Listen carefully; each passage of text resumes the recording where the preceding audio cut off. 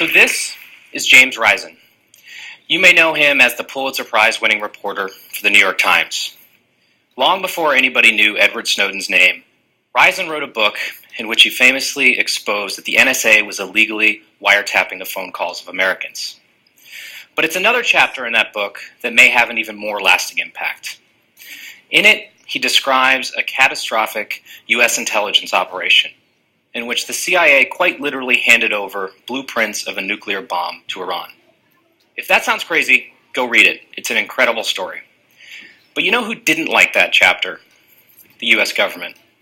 For nearly a decade afterwards, Risen was the subject of a U.S. government investigation in which prosecutors demanded that he testify against one of his alleged sources.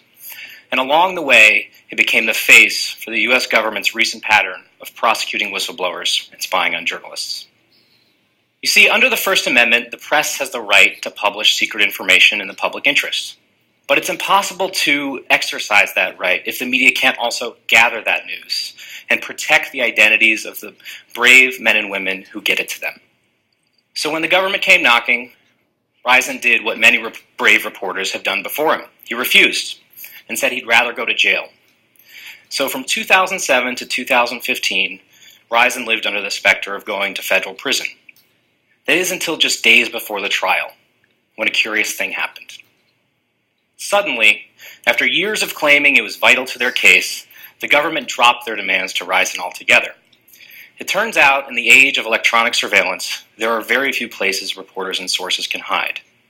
And instead of trying and failing to have Risen testify, they could have his digital trail testify against him instead. So completely in secret and without his consent, prosecutors got Risen's phone records. They got his email records, his financial and banking information, his credit reports, even travel records with the list of flights he had taken. And it was among this information that they used to convict Jeffrey Sterling, Risen's alleged source and CIA whistleblower. Sadly, this is only one case of many. President Obama ran on a promise to protect whistleblowers. And instead, his Justice Department has prosecuted more than all other administrations combined. Now, you can see how this could be a problem, especially because the government considers so much of what it does secret.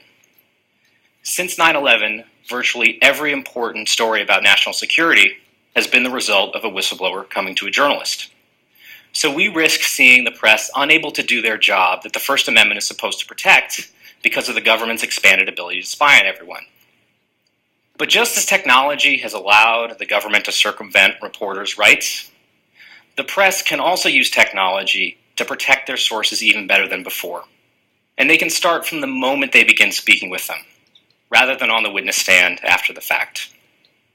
Communication software now exists that wasn't available when Risen was writing his book, and is much more surveillance resistant than regular emails or phone calls.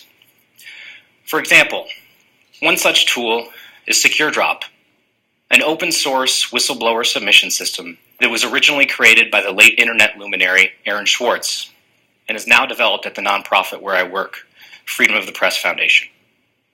Instead of sending an email, you go to a news organization's website, like this one here on the Washington Post.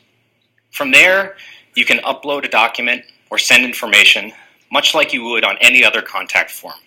It'll then be encrypted and stored on a server that only the news organization has access to.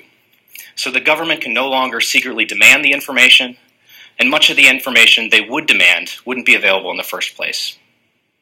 SecureDrop, though, is really only a small part of the puzzle for protecting press freedom in the 21st century. Unfortunately, governments all over the world are constantly developing new spying techniques that put us all at risk. And it's up to us going forward to make sure that it's not just the tech-savvy whistleblowers like Edward Snowden who have an avenue for exposing wrongdoing.